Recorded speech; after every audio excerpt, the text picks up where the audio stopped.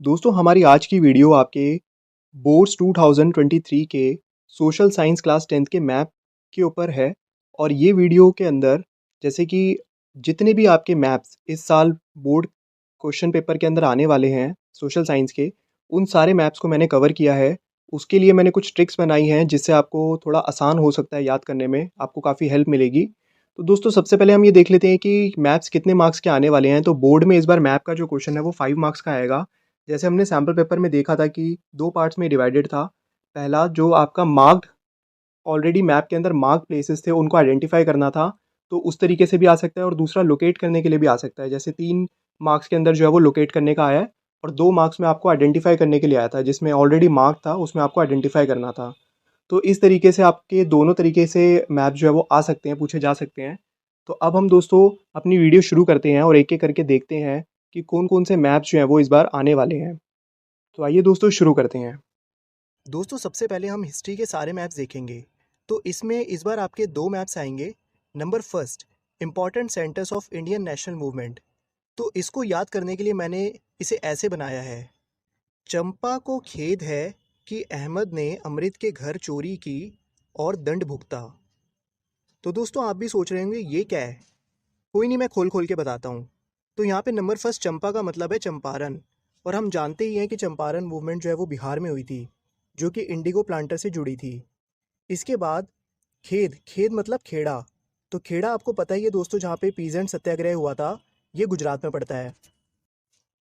इसके बाद अहमद, अहमद से मतलब हुआ अहमदाबाद, जहाँ अगेन कॉटन मिल वर्कर्स ने सत्याग्रह किया था, और ये भी गुजरात में पड़ता है जैसे कि हम जानते ही हैं। इसके बाद आता है अमृत, अमृत यानी अमृतसर। यहाँ हम जानते हैं कि इन फेमस जलियांवाला बाग इंसिडेंट हुआ था, तो अमृतसर आपका पंजाब में पड़ता है।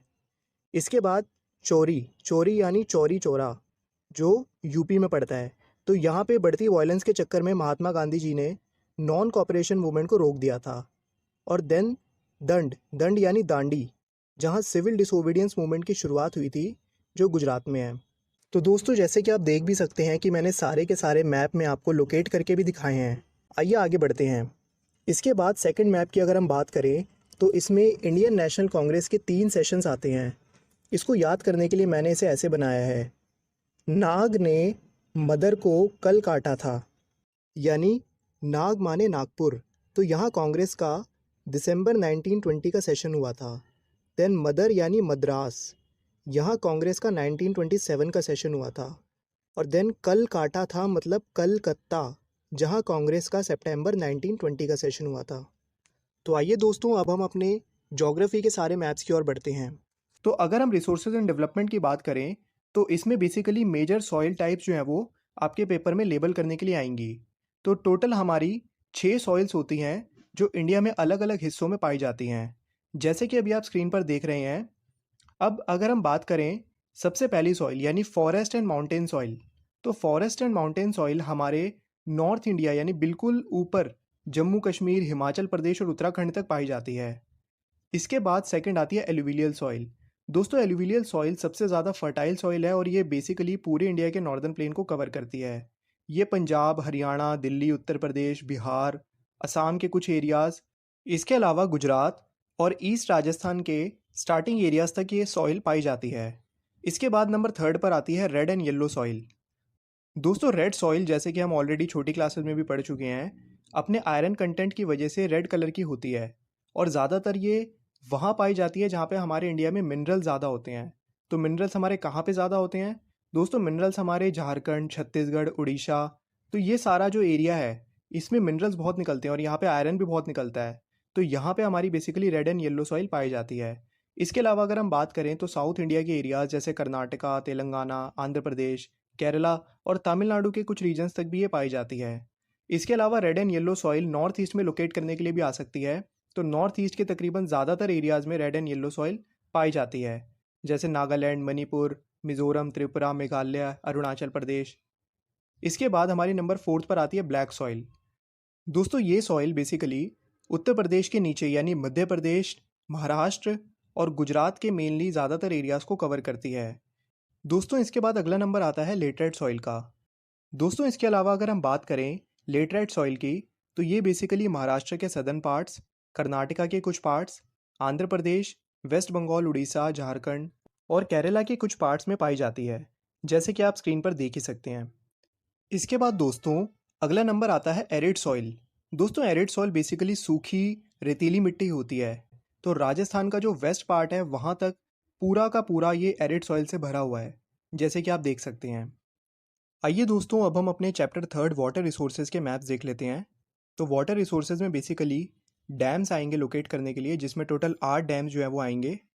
आइए एक एक करके देखते हैं। तो नंबर फर्स्ट है सलाल प्रोजेक्ट। तो सलाल प्रोजेक्ट बेसिकली जम्मू कश्मीर के अंदर लोकेट होता है, जैसे कि आप नंबर 1 पे ये देख ही रहे हैं। इसके बाद नंबर सेकंड आता है भाखड़ा नंगल डैम। दोस्तों भाखड़ा नंगल डैम बेसिकली हिमाचल और पंजाब के बॉर्डर पर पड़ता है, लेकिन ये लोकेट हिमाचल के अंदर ही होगा। तो आपको थोड़ा सा डॉट जो है वो हिमाचल के अंदर ही रखना है। आप चाहे तो उसको बॉर्डर पे भी रख सकते हैं। नंबर थर्ड आता है टिहरी डैम। टिहरी डैम दोस्तों बेसिकली उत्तराखंड का एक बहुत ही फेमस डैम है, जो कि उत्तराखंड में लोकेट करना है। नंबर फोर्थ पर आता है राणा प्रताप सागर। तो दोस्तों जैसे नाम है राणा प्रताप, तो राणा प्रताप हमें पता है कि राजस्थान से बिलोंग करते थे। तो ये डैम बेसिकली राजस्थान के ईस्टर्न एरियाज़ में लोकेटेड होता है। इसकी लोकेशन आपको दिखाई दे रही होगी स्क्रीन पे। नंबर 5 आता है सरदार सरोवर डैम। दोस्तों सरदार सरोवर डैम एक बहुत ही फेमस डैम है, और ये बेसिकली हमारे भारत के आयरन मैन यानी कि श्री सरदार वल्लभ भाई पटेल जी के नाम के ऊपर पड़ा है, और वो बेसिकली गुजरात के थे। तो ये डैम की लोकेशन जो है वो गुजरात में है, जैसे कि आप देख सकते हैं। नंबर 6 पर आता है हीराकुंड डैम। दोस्तों हीराकुंड डैम उड़ीसा का एक बहुत ही फेमस डैम है। तो इसे हमें बेसिकली उड़ीसा के नॉर्थ में लोकेट करना है, जैसे कि आप देख सकते हैं। नंबर 7 पर आता है तुंगभद्रा। तो तुंगभद्रा डैम दोस्तों बेसिकली कर्नाटका का एक फेमस डैम है, और इसे आपको कर्नाटका में लोकेट करना है। और नंबर 8 पर आता है नागार्जुन सागर डैम, और ये डैम दोस्तों बेसिकली आंध्र प्रदेश के अंदर हमें लोकेट करना है। तो इसकी लोकेशन एग्जैक्ट आप नंबर 8 पे देख सकते हैं। आइए दोस्तों अब हम अपने तीसरे चैप्टर यानी कि चैप्टर नंबर 4 जो कि ज्योग्राफी का एग्रीकल्चर चैप्टर है, उसमें से जो मैप्स आने वाले हैं वो देख लेते हैं। तो इसमें 2 पार्ट्स में आपके मैप्स आएंगे। Number A major areas of rice and wheat. तो ये सारे एरियाज़ जो इस टाइम आप स्क्रीन पर देख रहे हैं इंडिया के अंदर, ये basically major rice producing states हैं। अगर मैं इन एरियाज़ की बात करूं तो बेसिकली वेस्ट बंगाल, उत्तर प्रदेश, पंजाब, उड़ीसा, बिहार, छत्तीसगढ़, आंध्र प्रदेश, तेलंगाना, असम और तमिलनाडु, ये एरियाज़ ज़्यादातर राइस हैं। इनमें वेस्ट बंगाल और उड़ीसा सबसे ज़्यादा राइस प्रोड्यूस करती हैं। आइए अब हम वीट प्रोड्यूसिंग स्टेट्स की तरफ देखते हैं। तो अगर हम वीट प्रोड्यूसिंग स्टेट्स की बात करें तो इनमें पंजाब, हरियाणा, उत्तर प्रदेश, उत्तराखंड, राजस्थान, मध्य प्रदेश, गुजरात, महाराष्ट्र, वेस्ट बंगाल और Bihar major wheat producing states में आते हैं। तो ये सारे एरियाज़ जो आप स्क्रीन पर देख रहे हैं, ये सारे एरियाज़ वीट प्रोड्यूसिंग स्टेट्स हैं। आइए दोस्तों अब हम पार्ट बी की ओर चलते हैं। तो पार्ट बी में आपकी 5 चीज़ें आती हैं। तो बेसिकली दोस्तों हमें इसमें शुगर केन, टी, कॉफ़ी, रबड़, कॉटन और जूट प्रोड्यूसिंग स्टेट्स के बारे में बताना है। तो सबसे पहले इसमें major sugar cane producing states देख लेते हैं। तो दोस्तों यहाँ पे जैसे आप स्क्रीन पर देख रहे हैं, तो major sugar cane producing states हैं उत्तर प्रदेश, बिहार, महाराष्ट्र, कर्नाटका, तमिलनाडु। अगर हम टॉप 3 की बात करें तो उत्तर प्रदेश, महाराष्ट्र और कर्नाटका 1, 2, 3 नंबर पर आते हैं। आइए अब हम मेजर टी प्रोड्यूसिंग स्टेट्स देखते हैं। तो टी के हिसाब से दोस्तों आप जानते ही हैं कि असम सबसे ज़्यादा टी प्रोड्यूसिंग स्टेट्स के अंदर आता है। आइए दोस्तों अब हम इसके अलावा कॉफ़ी प्रोड्यूसिंग स्टेट्स देख लेते हैं। तो कॉफ़ी प्रोड्यूसिंग स्टेट्स में कर्नाटका नंबर 1 पर है। इसके बाद केरला और तमिलनाडु नंबर 2 एंड नंबर 3 पर आते हैं। इसके साथ साथ असम और नॉर्थ ईस्ट के एरियाज़ में भी कॉफ़ी प्रोडक्शन की जाती है। आइए दोस्तों अब हम अपने रबड़ प्लांटेशन के हिसाब से स्टेट्स देख लेते हैं। तो दोस्तों इसमें बेसिकली केरला और तमिलनाडु नंबर 1 और नंबर 2 पर आते हैं, जो सबसे ज़्यादा रबड़ जो है वो यानी 81% तक प्रोडक्शन जो है वो देते हैं। आइए दोस्तों इसके बाद हम अपना कॉटन प्रोड्यूसिंग स्टेट्स देख लेते हैं। तो अगर हम कॉटन प्रोड्यूसिंग स्टेट्स की बात करें तो इसमें नंबर 1 पर गुजरात और नंबर 2 पर महाराष्ट्र आता है। फिर इसके बाद नंबर 3 पर तेलंगाना, कर्नाटका और आंध्र प्रदेश आता है। आइए दोस्तों आखिर में हम जूट प्रोड्यूसिंग स्टेट्स के बारे में देख लेते हैं। तो इसमें नंबर 1 पर वेस्ट बंगाल, फिर बिहार, असम, आंध्र प्रदेश, उड़ीसा, ये सारी स्टेट्स जो हैं वो जूट प्रोड्यूसिंग स्टेट्स के अंदर आती हैं। दोस्तों इसके बाद हम chapter 5 minerals and energy resources के मैप्स पर आ जाते हैं। तो इसमें 5 आयरन और माइंस आएंगी। इसमें एक बेनिफिट आपको ये है कि एक्चुअली ये 5 आयरन और माइंस आपकी 3 स्टेट्स में ही आपको लोकेट करनी है। सबसे पहली जो आयरन और माइन है वो है मयूरभंज, जो कि आपकी उड़ीसा के अंदर है। 2 आयरन और माइंस आपकी छत्तीसगढ़ के अंदर है। दुर्ग, जो कि बीचों बीच आपको छत्तीसगढ़ के लोकेट करना है, और बाइलाडीला आपको साउथ छत्तीसगढ़ में लोकेट करना है। फिर इसके बाद जो बाकी की जो 2 आयरन और माइंस बचती हैं, बेलौरी और कुद्रेमुख, तो ये दोनों आपको कर्नाटका के अंदर लोकेट करना है। कुद्रेमुख आपको बिल्कुल कर्नाटका के साउथ वेस्ट की तरफ लोकेट करना है, और बेलौरी आपको ईस्ट में बिल्कुल जहाँ पे आपकी आंध्र प्रदेश और कर्नाटका की बाउंड्री है, तो बिल्कुल बाउंड्री पे ही लोकेट करना है, लेकिन वो कर्नाटका के अंदर ही लोकेट आपका होना चाहिए। तो बेलौरी वहाँ पे हो जाता है। तो यहाँ पे आपकी आयरन और माइंस हो जाती हैं। इसके बाद दोस्तों आपकी कोल माइंस आने वाली हैं, जो कि 4 कोल माइंस आपको लोकेट करने के लिए आएंगी। रानीगंज, तालचेर, नैवेली एंड बोकारो। अब मैं एक-एक करके आपको बता देता हूँ। दोस्तों इसको याद करने का मैंने एक छोटी सी ट्रिक बनाई है कि नाई वेला और बेकार बैठकर ताल छेड़ रहा था, तभी रानी गंजी होकर उसके पास आ गई। तो दोस्तों यहाँ पे सबसे पहले जैसे नाई वेला यानी नैवेली, जो कि आपको तमिलनाडु में लोकेट करना है। इसके बाद बेकार, बेकार यानी बोकारो, तो बोकारो दोस्तों आपको झारखंड में लोकेट करना है। ताल छेड़ रहा था, तो ताल छेड़ रहा था यानी तालचेर, यानी ये आपको उड़ीसा में लोकेट करना है। और रानीगंजी होकर आ गई, तो रानीगंज यानी आपका वेस्ट बंगाल। दोस्तों इसके बाद हमारा जो है वो ऑयल फील्ड्स लोकेट करने के लिए आएगा, जिसमें आपके 6 ऑयल फील्ड्स जो है वो हमें लोकेट करने हैं। तो इसको मैंने लर्न करने की एक ट्रिक बनाई है।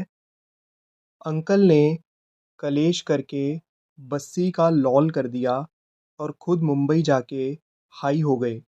उसके बाद डॉग के साथ बॉय बन के नहा कर खुद उससे कट गए। कोई सेंस है इस बात की? हमें बहुत लग रही थी उस टाइम। तो दोस्तों अगर अब हम इसको एक एक करके खोलें, तो अंकल ने कलेश किया यानी अंकलेश्वर, जो कि आपका गुजरात में पड़ता है। कलेश करने के बाद उन्होंने बस्सी का लॉल कर दिया, तो बस्सी यानी बेसिन, जो कि आपका महाराष्ट्र में पड़ता है। इसके बाद दोस्तों बेसिन यहाँ पे आप ये ध्यान रखना है कि ये महाराष्ट्र के आपको बिल्कुल सी वाली साइड पे लगाना है, वेस्ट में, जहाँ पे मुंबई है। मुंबई के जस्ट ऊपर आपको बेसिन जो है वो लोकेट करना है। तो ये स्टेट के अंदर लोकेट नहीं होगा, ये उसके सी के अंदर, क्योंकि समुंदर से ऑयल ये निकाला जाता है, तो वहाँ पे लोकेट होगा। तो बस्सी का लॉल कर दिया, तो का लॉल मतलब कलौल, तो कलौल मतलब आपका कहाँ पे पड़ गया, गुजरात में। तो इसको आपको फिर से गुजरात में लोकेट करना है। और मुंबई जाके हाई हो गए, तो मुंबई जाके हाई मतलब मुंबई हाई, जो कि बहुत ही ज़्यादा फेमस ऑयल फील्ड है हमारे इंडिया का। तो दोस्तों जैसे हमने देखा कि उसके बाद डॉग को बॉय बनाकर यानी डिग बॉय, तो दोस्तों डिग बॉय आपका कहाँ पड़ता है, असम के अंदर। तो डॉग को बॉय बनाकर यानी डिग बॉय उसके साथ नहाकर खुद कट गए, तो नहा कर कट गए यानी कि नाहर कटिया। तो नाहर कटिया आपका ये अगेन फिर से असम के अंदर पड़ता है। Chapter 5 minerals and energy resources में आने वाले मैप्स को करते हैं, जिसमें नंबर फर्स्ट आपका आएगा थर्मल पावर प्लांट्स। तो इसको भी लर्न करने का मैंने एक तरीका बनाया है, सिंग राम नेम, यानी राम का नाम गाओ।